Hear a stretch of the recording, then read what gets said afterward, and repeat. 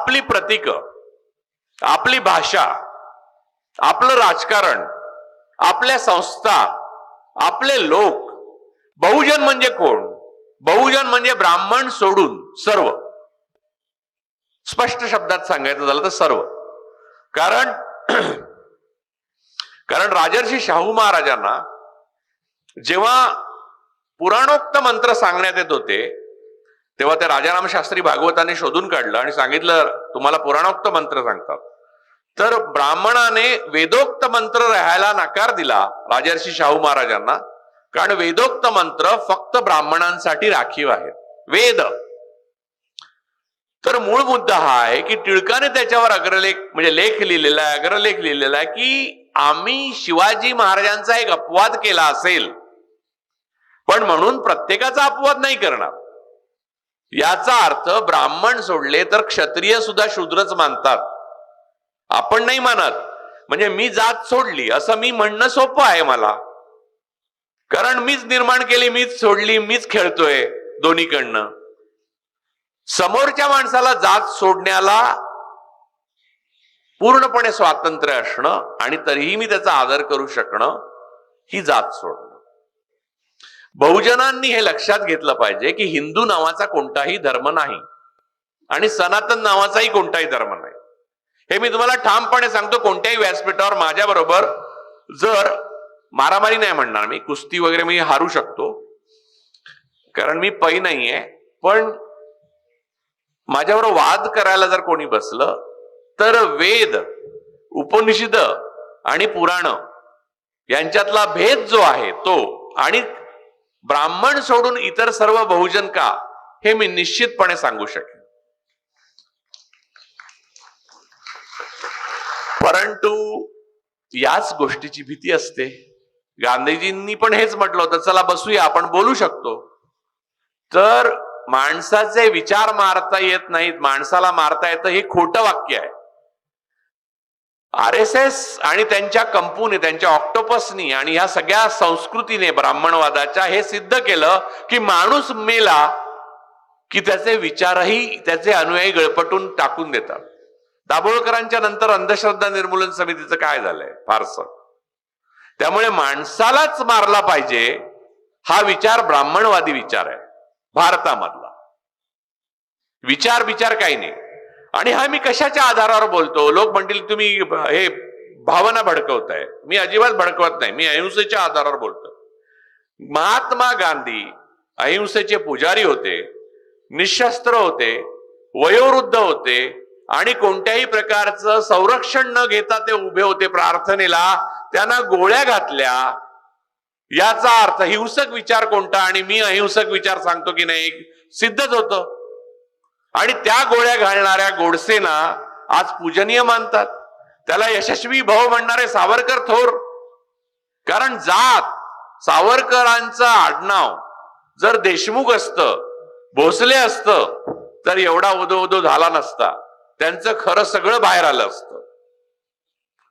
आणि छत्रपती शिवाजी महाराजांचं महानता ही, या 3 महापुरुषांची महानता ही की त्यांच्या चरित्रामध्ये एकही वैगुण्य नाही, अन्यथा त्याचे फ्लेक्सेस लागले असते देशभर, शाखेवर सांगितलं असतं.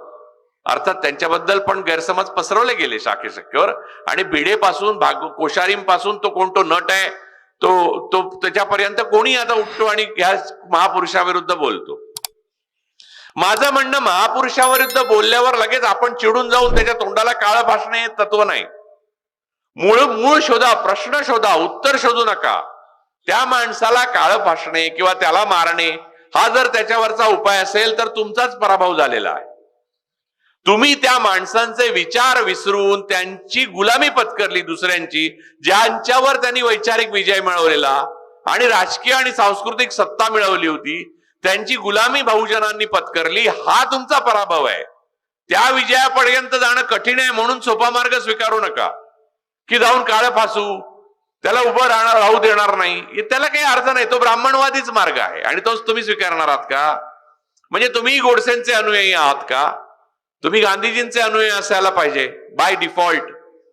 किंवा शत्रूच्या स्त्रीला सन्मानाने परत पाठवलं ही विकृती आहे असं सावरकर म्हणतात. कोणाची विकृती? छत्रपती शिवाजी महाराजांची आणि चिमाजी अप्पांची. ती विकृती असेल तर ती आनंददायक विकृती आहे. ती आत्ता सावरकरांवर एक पुस्तक आलंय न्यू आयकॉन नावाचं, अरुण शौरींचं. ते वाचताना काटा, म्हणजे अरुण शौरी उजव्या विचारसरणींचेच पाईक आहेत, पण त्यांनी आंबेडकरांवर पण अत्यंत वाईट पुस्तक लिहिलं. पण या पुस्तकात सुद्धा त्यांना सावरकरांना वाचवता आलेलं नाही. त्यांनी असं लिहिलंय की दोन संस्थानांमध्ये पूर्वीच्या, म्हणजे फार पूर्वी ऐतिहासिक काळामध्ये राजांबद्दल सावरकरांना आदर होता. याचं कारण असतं की तिथली अपंग, डिसेबल्ड आणि चॅलेंजिंग मुलं होती, त्यांना मारून टाकण्यात येत असे, जसं हिटलरच्या नाझी जर्मनीत मारून टाकायचं. का माझ्या अंगावर काटा आला, मी विचार पण पुढे करू शकलो नाही. मी ते पुस्तक बंद केलं आणि थोडा वेळ बसून राहिलो. आणि हे महाराष्ट्रातले बहुतेक बहुजन वर्गातले नेते सावरकर जयंत्या साजऱ्या करतात. त्यांनी राजर्षी शाहूंची, छत्रपती शिवाजी महाराजांची एक जयंती साजरी होते. याचं कारण त्याच्याशिवाय पर्यायच नाहीये. पण महात्मा ज्योतिराव फुल्यांची, गाडगेबाबांची कधी आठवण पण काढत नाही ती माणसं. आणि त्याच्यावर मी राग व्यक्त केला तर मला ट्रोल करायला येणारे बहुजनच पुढे असतात. मला बहुजन शिकवतात की ब्राह्मणवादा कसा थोर आहे. नारायण नागबळीकराला सगळे आता मराठी ओबीसी जास्त पुढे आहेत. प्रजासत्ताक दिनी सत्यनारायणाच्या पूजा घातल्या तुम्ही, त्याच दिवशी सत्यमेव जयते संपलं. प्रजासत्ताक दिनामध्ये खरं सायंटिफिक टेम्परामेंट असं सगळ्यात महत्वाचं एक आदर्श आहे. आणि आपण सत्यनारायणाच्या पूजा घालायला सुरुवात केल्या. भिडे गुरुजींचा उदय काय काल झाला नाही किंवा 11 वर्ष मोदी आले म्हणून झालेला नाहीये. आबा पाटलांपासून जयंत पाटलांपर्यंत, विश्वजित कदमांपासून सगळेजण त्यांच्या पायावर पडत राहिलेले आहेत. नाना धर्माधिकारी काल आले नाहीत. महाराष्ट्र भूषण दोघांनाही मिळतो. महाविकास आघाडीची 2.5 वर्ष काहीतरी सत्ता होती. महाविकास आघाडी म्हणजे काय धुतल्या नावाची नाही. महाविकास आघाडी ही सुद्धा ब्राह्मणवादाचंच अपत्य होतं. मी तुम्हाला त्याच्यावर फार बोलणार नाही. मला सत्तेसंदर्भात आत्ता बोलायचं नाही, कारण विषय नाहीये. मी त्याच्यावर येणार आहे. परंतु मी त्या काळामध्ये तुम्हाला सांगतो, 3 जे प्रमुख नेते होते 3 पक्षांचे, त्यांना 10,000 वेळा सांगितलं असेल की डॉक्टर आह साळुंके आहेत तात्या सातारचे, त्यांना महाराष्ट्र भूषण द्या. त्यांना दिलं नाही. सत्ता बदलली, ताबडतोब धर्माधिकारींना महाराष्ट्र भूषण मिळालं. अर्थात धर्माधिकाऱ्यांना मिळाल्यावर मला वाटलं बरंच वाट झालं, साळुंकेंना नाही मिळालं ते. कारण रितांबराला साध्वी पद्मभूषण मिळाल्यावर मला वाटलं आतापर्यंत ज्यांना पद्मभूषण मिळालं ते वर गेले. ती माणसं मला लगेच आठवली. मला वाटलं त्याने ते कळवळले असतील. या देशामध्ये समता, स्वातंत्र्य, बंधुता आणि समानता या गोष्टी आणि सायंटिफिक टेम्परामेंट म्हणजे शास्त्रीय विचारसरणी, यासाठी आपण संविधानाचा स्वीकार केला आणि आपण एक मॉडर्न रिपब्लिक झालो. ते मॉडर्न रिपब्लिक वेगळ्या प्रकारे छत्रपती शिवाजी महाराजांनी स्वप्नात पाहिलं होतं. त्यांच्या काळात समकालीन त्यांना आधार नव्हता या प्रकारे करण्याचा, पण त्यांनी केलेलं अष्टप्रधान मंडळापासून सगळ्या गोष्टी बघा मॉडर्न रिपब्लिककडे दृष्टिक्षेप टाकणाऱ्या आहेत. तो फार पुढचं पाहणारा राजा होता आपला. तर या मॉडर्न रिपब्लिकचा स्वीकार केल्यावर आपण सुरू काय केलं? बहुजनांनी आपली पहिली सगळी प्रतीकं गाळात घातली. माफ करा मला, मी तुमच्या समोरच हे बोलतोय. तुम्ही, मला आशा आहे रागावणार नाही, कारण मी बोलतोय ते एका तळमळीने बोलतो. किंबहुना हे न बोलता मी दुसरंच बोलीन तर मला जास्त फायदा होईल. फक्त एवढंच विचार करा की मी हे बोलतोय यामुळे बटाटे किंवा गहू माझ्या घरी येणार नाहीये. आली तर अंगावर अंडी येतील किंवा टोमॅटो. चपला येण्याची शक्यता जास्त, गोळी येऊ शकते. परंतु मुद्दा लक्षात घ्या, तुम्ही तुमची प्रतीकं विसरला. आधुनिकता, शास्त्र, शास्त्रीय मॉडर्न मेडिसिन आलं तेव्हा माणसांचं आयुर्मान वाढलं, बहुजनांचं आयुर्मान वाढलं. शेवटच्या माणसापर्यंत ट्रीटमेंट मिळायला लागली, सरकारी इस्पितळांमध्ये मिळायला लागली. आपण सगळे बघा, या वयोगटाचे, माझ्या वयोगटातले जे लोक असतील अगोदर नंतरचे, ते सरकारी शाळांमध्ये शिकलोय. आणि तरी सुद्धा आपलं इंग्रजी चांगलं होतं, गणित चांगलं होतं, सायन्स चांगलं होतं. आणि इतिहासाचं आपल्याला जास्त ज्ञान आहे, अर्थात त्याचा उपयोग काय झाला नाही ती गोष्ट वेगळी. या सगळ्या गोष्टी तुम्ही नीट लक्षात घ्या. आता ह्या सगळ्या गोष्टी बंद होणं हे राज्याचं आणि देशाचं ब्राह्मणीकरण आहे. आणि त्याला बनिया बरोबर असतो. याचं कारण कुठच्याही ब्राह्मणवादाला पैशासाठी बनियावाद जवळ करावा लागतो. त्यामुळे नेहमीच बोलताना ब्राह्मण बनियावाद म्हणतात. काशीराम पण तेच म्हणत असत. पण तो मूलतः ब्राह्मणवादच म्हणायचा. तुम्ही लक्षात घ्या की मी मगाशी म्हणालो की हिंदू धर्म नाहीये आणि सनातन नावाचा पण धर्म नाही. याचं साधं कारण आहे आणि मी ते हजारो वेळा बोललेलो आहे. दुसऱ्या धर्मातला एखादा मनुष्य आपल्या धर्मात घ्यायचा झाला तर कोणत्या जातीत घेणार आहे मला सांगा. जर धर्म आहे तर धर्मात घ्या ना. मग धर्मात घेतल्यावर तुम्ही त्याला काय, त्याचा मॅट्रिमोनी, त्याचं लग्न व्हायचंय तर त्याच्या लग्नाच्या जाहिरातीत काय देणार? प्रखर हिंदुत्ववादी मुलगा. पुढे जात काय, पोटजात काय, म्हणजे जाती आहेत. धर्म एकच, ब्राह्मण धर्म. तो यजुर्वेदात लिहिलेला आहे. म्हणून वेदोक्त. वेदोक्त जे आहे, तुम्हाला मी अनेक गोष्टी सांगू. उदाहरणार्थ देवांचा उल्लेख वेदांमध्ये कुठे आहे? रामांचा उल्लेख वेदांमध्ये नाहीये. 10च्या 10 उपनिषदांमध्ये नाहीये. राम ही एक कथा आहे आणि ती कथा पुराणातली कथा आहे. त्यामुळे पुराणोक्त हे बहुजनांसाठी आहे. पुराणांच्या डोक्यामध्ये कथा घुसवून बहुजनांना शोषित बनवून ठेवण्याकरता शोषकांनी रचलेल्या कथा आहेत, ज्याच्यामध्ये एकलव्यही आहेत आणि शंभुकही आहे. आणि हे नाकारण्याचं सामर्थ्य बहुजनांमध्ये आल्यावर 70 वर्षात ते सामर्थ्य परत ब्राह्मणवादाकडे देऊन टेकण्याची हिंमत त्यांनी दाखवली. त्याबद्दल मी त्यांच्याबद्दल काय बोलू आता. म्हणजे त्याच्यासाठी मी इथे खास बोलायला आलोय. मला पाचारण करण्यात आलंय. हे जबाबदार आहेत त्याला. राम ही कथा असली तरी ती छान कथा आहे काही बाबतीत. राम हे आपल्या वडिलांचा पूर्ण पाठिंबा असताना, म्हणजे अगोदरचे जे सत्ताधीश होते त्यांचा पाठिंबा असताना, भरताचा पाठिंबा असताना, म्हणजे विरोधी पक्षाचा पाठिंबा असताना, बाहेर जनता रडत होती त्यांनी जाऊ नये वनवासाला म्हणून, म्हणजे जनतेचा संपूर्ण आधार असताना, म्हणजे लोक निवडणूक आयोग नाही, निवडणूक आयोगाशिवाय निवडणुका ते जिंकत होते राम. हे असं असताना केवळ वडिलांनी सावध राहिलेल्या दिलेल्या वचनासाठी राजत्याग करून निघून गेले. असं राज्य मला नको असं त्यांनी सांगितलं. आणि त्यांचा नावाचा खोटा वापर करून गेलेलं राज्य आपण परत आणलं इतर फोडून लोकांना. तर त्या रामांचं पण काय वाटत असेल रामांना पण. म्हणजे ज्या रामानी राजत्यागासाठी आपलं प्रसिद्ध कथा जी आहे ती कथा बहुजनांच्या मनावर बिंबली गेली का? तर फोडा, पक्ष फोडा, माणसं फोडा, बहुजनांना गुलाम करा आणि राज्य करा. काहीही करून राज्य टिकवा. मग इलेक्शन कमिशनला मॅनिप्युलेट करा, मतं वाढवा 76 लाख, पण राज्य करा. हे रामांच्या नेमकं विरुद्ध नाहीये का? ते राजत्यागासाठी प्रसिद्ध आहे. बरं, शिवाजी महाराजांच्या कथांबद्दल आक्षेप घेताना एक लक्षात घेतलं पाहिजे की रामांच्याही कथा आहेत, कृष्णांच्याही कथा आहेत, इलियड आणि ओडेसी याही कथा आहेत ग्रीक पुराणांमधल्या. आणि त्या कथा वाचत आणि ऐकतच आपण मोठे होत आलो. त्या कथाची मॉरल ऑफ द स्टोरी आपण शिकायची असते. त्या कथेतला म्हणजे मी तुम्हाला चंद्राकडे बोट दाखवलं तर हे बोट म्हणजे चंद्र नव्हे, चंद्र तिकडे आहे, माझ्या बोटात काय नाहीये, मी फक्त दिशा दाखवतोय तुम्हाला. पुराणातल्या कथा या तुम्हाला मॉरल ऑफ द स्टोरी समजण्याकरता. तर रामाची कथा ही राजत्यागाची कथा आहे, राजभोगाची नाही. 11 वर्ष आपण राजभोगाची त्या कथा बघतोय रामाच्या नावावर. म्हणजे रामाला एवढी शिक्षा तर भरताने पण दिली नसेल किंवा कैकेयीने पण. आणि या राम मंदिराच्या विटा घेऊन बहुजन फिरत होते, अक्षता घेऊन बहुजन फिरत होते. माझ्या घरी आले तेव्हा मी हाकलून दिलं त्यांना. कसली अक्षता म्हटलं हा फॅसिझम आहे, मी काय घेणार नाही. त्यांना राग आला.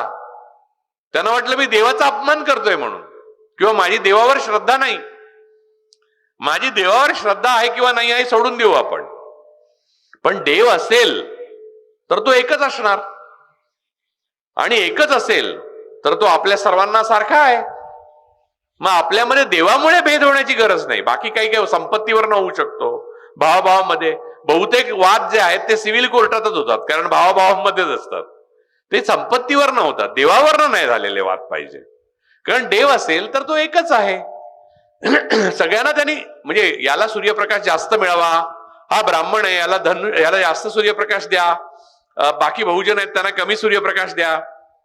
जे वडार मंदिरं बनवतात त्यांना गाभाऱ्याबाहेर मंदिर बनवून प्राणप्रतिष्ठा झाली की पहिल्यांदा काढावं, हे देव तर ठरवत नसेल, ठरवतो का? मध्ये मी वडारांच्या संमेलनात गेलेलो, तेव्हा हे बोलल्यावर वडारांना डोळ्यात पाणी आलं. पण मला प्रश्न पडला की मला सांगायला का लागतं हे डोळ्यात पाणी येण्याकरता? हे कळण्यास साधी गोष्ट आहे. हे मंदिर जर मी बनवलं आणि मला आज जाता येत नसेल तर या मंदिराला काय अर्थच नाहीये. तो देव जिथे असेल तिथे आहे, पण इथे नक्की नाहीये. राष्ट्रपती केवळ एका आदिवासी समुदायाचे आहेत म्हणून तुमच्या मंदिरांमध्ये आतमध्ये गाभाऱ्यात येऊ शकत नाही राष्ट्रपती होऊन, महिला असल्यामुळे आणि एका समुदायाचा, आदिवासी समुदायाचा असल्यामुळे. मग कुठचा देव? असा देव नसतो. गाडगे महाराजांनी आपल्याला शिकवलंय, असा कधी देवच नसतो. आणि एवढा जर हिंदू एकवटायचा असेल तर सगळ्यांची मुंज करा की. म्हणजे बहुजन म्हणतात करा ना करा ना करा. अरे मुंज नाकारा, करा काय? त्यात काही अर्थ नाहीये. जगातल्या कुठच्याही मंत्राने कोणी बराबिरा होत नाही, हे लक्षात ठेवा. कुठेही जाऊन बोकड कापल्याने किंवा रेडे कामाख्या देवीला कापल्याने सत्ता मिळते किंवा टिकते, हा भ्रम आहे. लक्षात घ्या, ज्याने रेडे कापले त्यांच्या रेड्यांचे जीव गेले, त्यांची सत्ता पण गेली, आणि आता त्यांचाही जीव जातोय सत्ता गेली म्हणून. बहुजनांना भ्रम होतो की ही विधी केली, हा मंत्र म्हणतो. ब्राह्मणाला सगळे मंत्र माहिती आहेत. काय माहिती आहे मंत्र? पेशवे 40शीच जायचे का? कारण चाटणी उठणी आणि मग संकष्ट्या आणि मग अभिषेक आणि मग तिकडे पेशवे निवर्तले का? तापामुळे, ज्वर, कारण अँटीबायोटिक्स नव्हते. त्यामुळे चाटणी उठणी आसव आणि मंत्र यांच्यामध्ये कोणत्याही मोठा बळ, पावर असं काही नाहीये हो. आणि तुम्हाला अधिक महत्वाचं सांगायचं म्हणजे बऱ्याच जणांना ब्राह्मणांची भीती वाटते, ब्राह्मणवादाचा कौतुक वाटतं. याचं कारण वर्षानुवर्ष, शतकानुशतक, महिन्यानुमहिने ते ग्रंथ वाचण्यापासून तुम्हाला वंचित ठेवलंय. आणि आजच्या ब्राह्मणांना ब्राह्मणवादाचं कौतुक वाटतं, याचं कारण ब्राह्मणांनीच ते वाचलेले नसतात. त्यामुळे त्यांना माहितच नाही की त्याच्यात काय लिहिलंय ते. त्याच्यामध्ये लिहिलेलं इतकं हास्यास्पद आणि आपण छोटे होतो तेव्हा, आपण लहान असताना परिकथा वगैरे वाचायचो, म्हणजे आमच्या लहानपणी तरी वाचायचो. तेव्हा स्क्रोल वगैरे करायला मोबाईल नव्हता, रेडिओ सुद्धा बटनाकडे बघितलं तरी बाबा डोळे मोठे करायचे. अशा परिस्थितीत आम्ही वाढलो. तर तेव्हा त्या परिकथांच्या पेक्षाही सामान्य दर्जाची स्तोत्र मंत्र आहेत ते. आणि ते सांगायला तुम्हाला, म्हणजे आता मी तुम्हाला एक सादर सांगतो, एका संस्कृत मध्ये बोलू आपण. एक संस्कृत श्लोक घेऊ. साधा आपल्याला जो पहिला शिकवला जातो तो श्लोक आहे. अष्टादश पुराणेषु व्यासस्य वचनम द्वयम परोपकाराय पुण्याय पापाय परपरिणनम आकाशात पतितम तोयम यथा गच्छति सागरम सर्व देव नमस्कारा केशवम प्रति गच्छति. आता हे येऊन असं म्हटलं तर वाटेल काहीतरी झालं, शुद्धीकरण झालं, आपल्या घराचं शुद्धीकरण झालं. चूक. त्याच्यात काय म्हटलंय, काय 18 पुराणांमध्ये जे काही सांगितलं ते एवढंच आहे की परोपकार हे पुण्य आहे आणि परपीडन हे त्रास, पाप आहे. आणि तुम्ही कुठेही नमस्कार करा, जसं समुद्राला सगळ्या नद्या मिळतात तसा कुठेही नमस्कार केला तरी तो शेवटी केशवाला पोचतो. केशवाला म्हणजे एक परमेश्वराला. केशव म्हणजे केशव बळीराम हेडगेवार नव्हे. हा, नाही तर उद्यापासून सगळं ते सांगायला लागतील बहुजन. बघा आधीच लिहून ठेवलंय. आपली प्रतीक ही अधिक मोठी होती, बहुजनांची प्रतीक ही कधी अधिक मोठी होती. छत्रपती शिवाजी महाराजांसमोर ब्राह्मण नमते झाले, याचं कारण त्यांच्याकडे ताकद होती. डॉक्टर बाबासाहेब आंबेडकरांकडे विद्येची ताकद होती. महात्मा ज्योतिराव फुल्यांकडे तर्काची ताकद होती, विद्येची तर होतीच आणि धनाची पण होती. आणि राजर्षी शाहू महाराज स्वतः राजे होते. म्हणून त्यांच्या समोर शोषक तुमचे काही काळ असे राहिले की मला अनेक लोक सांगतात की अरे असं नाही, डॉक्टर बाबासाहेबांबरोबर पण आपल्या बरोबरचे आपल्यातले लोक होते, मग फुल्यांबरोबर पण होते आणि महाराजांबरोबर पण होते. कारण बलवान जो आहे त्याच्याबरोबर हे नेहमीच असतात, त्यात नवीन काय? ते बलवान नसताना तुमच्या बरोबर आहेत का? तर नाही. आता ते तुमच्या महापुरुषांचा अपमान करायला धजवायला लागले, आता तुमच्या प्रतीकांचा अपमान करू लागले. आणि आपल्या स्त्रिया, बहुजनांच्या स्त्रिया या सावित्रीबाईंच्या शाळेकडे पाठ फिरवून अथर्व शीर्ष म्हणायला देवळासमोर बसायला लागल्या, तेव्हा बहुजनवाद बुडला. सावित्रीबाई फुले याच सरस्वती आहेत, त्यांचंच वंदन केलं पाहिजे आपण.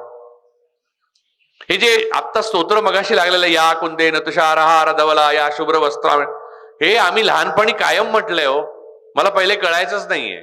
त्याच्यात निशेष जाड्या पहा असं एक मय आहे, त्यामुळे आमच्या वर्गात शिरट्टी नावाचा एक जाड्या मुलगा होता, त्याच्याकडे सगळे बघायचे.